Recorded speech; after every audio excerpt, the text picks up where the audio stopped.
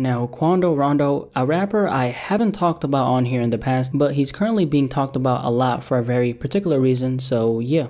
Let's talk about it. Now, Quando Rondo is a 21-year-old rapper from Savannah, Georgia, who took off back in 2018. He doesn't really have one big recognizable song that most people would recognize. This is a rapper who hasn't fully blown up yet. His most successful song, at least on Spotify, is one called ABG. He also has a track out with Lil Baby titled I Remember. That song is sitting at 70+ million views on YouTube. A lot of people may recognize him from his affiliation with NBA YoungBoy. He's collabed with YoungBoy a couple times, and YoungBoy has frequently been promoting Quando Rondo's music on his social medias, so just that consistent cosign from NBA YoungBoy has definitely given him a lot of fans. I'd say that he's in that Polo, Roddy, Lil TJ lane as a rapper. Obviously not as big as them, but he's just not had his moment yet. But a couple days ago, on August 26th to be specific, he dropped an album titled Diary of a Lost Child that a lot of people have been talking about, but not in a good way. 3,500 copies first week is what his album did. This is including physical copies and streams. The majority of it is, of course, from streams though, since most people aren't out here purchasing hard copies like that anymore. But Quando Rondo is absolutely getting flamed in the hip-hop community at the moment. He's currently in a beef with DJ Academics, which is another reason why he's getting absolutely blasted. Academics was the first person who posted the numbers, which that's something he does for every single known rapper, but they had a little back and forth and Quando got upset at this, claiming the numbers weren't accurate, which technically is actually true, and I'll explain why in just a second. First of all, fans over followers. You've heard me say that in the past. I really emphasized this on my 1985 Effect video. In that video, we of course talked about Smokepurpp, who sold 5,000 copies first week with his album Florida Jit, and of course Smokepurpp got absolutely flamed on social media after that, and people have been at his neck ever since then. But Quando Rondo, 3,500 copies first week.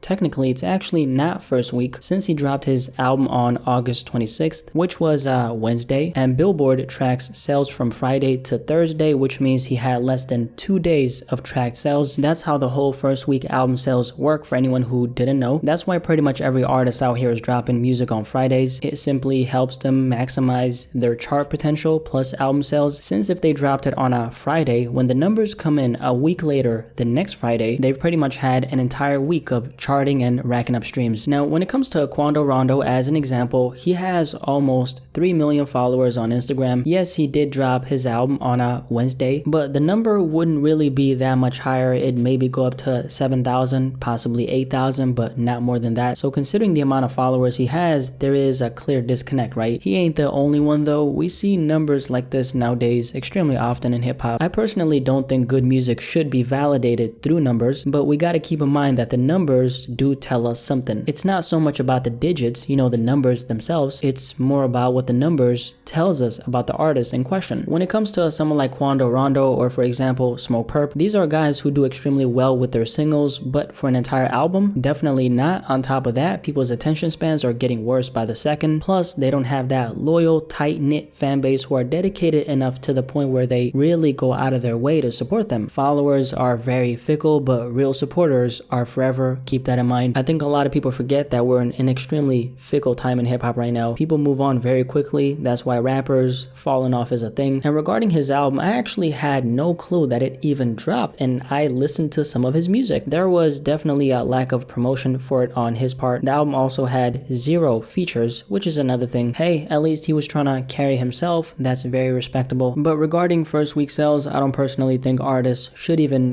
put too much value on it, because you can't really control it at the end of the day. Apart from the marketing and promotion aspect of things, at the end of the day, all you can really do is just focus on making a good product, right? Make quality music. That's all you can really do is build that foundation, make music that's gonna have some kind of longevity, focus on building a real fan base, and you will be set. I'd be lying if I said that first week sales don't matter, because they do, but like I said earlier, it ain't so much about the numbers themselves, it's what the numbers represent for that particular artist. But yeah, fans over followers, what's your thoughts on this Quando Rondo album situation, and what do you think about this topic in general? Do you think first week sales even matter? Definitely let me know in the comment section below, and let's have a discussion about this.